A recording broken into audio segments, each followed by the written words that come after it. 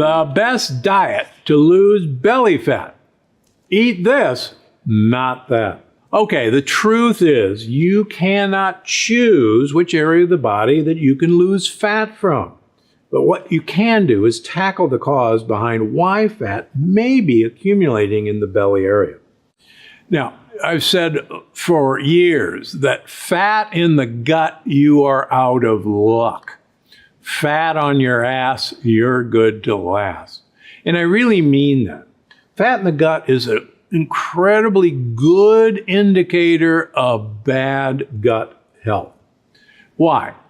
Well, it turns out 80% of all of our white blood cells, our immune cells, line the walls of our intestine, are in the fat in our abdomen. And if you've got leaky gut, if you're slicing your gut open with razor blades in the food you eat, like lectins, like gluten, then there is a war going on inside your abdomen. And that war requires fuel for the troops, your immune cells. And there's very strong evidence that I've written about in most of my books that this abdominal fat is actually the fuel depot, the ammo depot for your immune cells that are fighting a battle in your gut. That's why fat in your gut, you're out of luck. So one of the best ways to actually lose abdominal fat is to support your gut health. And there's some easy steps that I use in my clinics to support this. First and foremost, you've got to eliminate the foods that contain lectins. Those are those little tiny proteins that act like razor blades when you eat them. And they literally poke holes in the wall of your intestine, which allows these proteins, which are foreign, to get across the wall, allows bacteria and bacterial particles to get across the wall, and strangely enough, allows normal, healthy food that would normally be fully digested before it's absorbed to actually get across the wall of your gut. And your immune system recognizes it as foreign. Can you imagine? I actually have patients who their immune system thinks broccoli is a foreign substance because they have leaky gut and they eat a lot of broccoli. Number two, we know that your gut microbiome is your major defensive line against lectins getting into you. And yet for most of us, our gut microbiome has been destroyed by the amount of antibiotics that we personally take, and probably just as importantly, if not more so, the amount of antibiotics that have been fed to our animals to fatten them up for slaughter.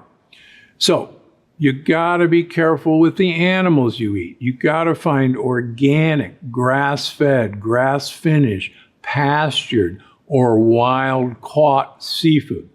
Don't let organic fool you. Most of these animals are fed organic corn and soybeans, which are loaded with lectins. And as you've heard in other lectures, not only you are what you eat, but you are what the thing you're eating ate. And they will pass that trouble on to you.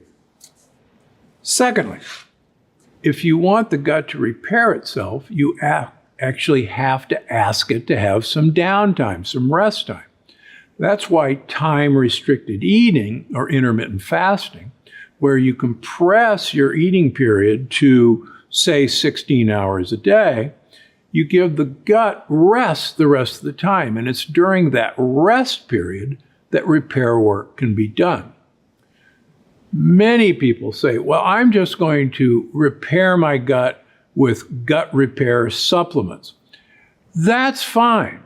I even make several gut repair supplements. But if you keep swallowing razor blades, every time you repair the wall of your gut, it gets sliced open again. So the first thing you got to do is get those razor blades out of your diet. Now, why should we concentrate on belly fat? Well, because it is a sign of inflammation, and inflammation is the root cause of almost everything bad that's going to happen to you. But remember, belly fat rarely shows up on a scale. So measurements of your weight and even your BMI, body mass index, are not good indicators of health. What's really important is visceral fat.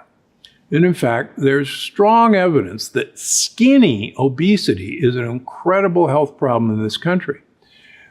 As I mentioned in Unlocking the Keto Code, 50% of normal weight individuals have metabolic inflexibility, have insulin resistance. 50% of normal weight individuals.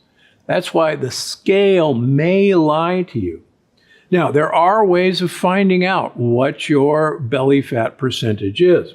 Certain scales have a setting for belly fat percentage. And I talk all about this in episode 184, where I'm joined by the CEO and CSO of Bello, the world's first portable belly fat scanner. It's fun, it's easy to use, and it makes it easy to track what's the most lethal fat in your body, and that's the fat in your belly. So remember, fat in your gut, you're out of luck. The next episode of the Dr. Gundry podcast is waiting for you now. Fermentation is a very effective way of diminishing the lectin content of any food.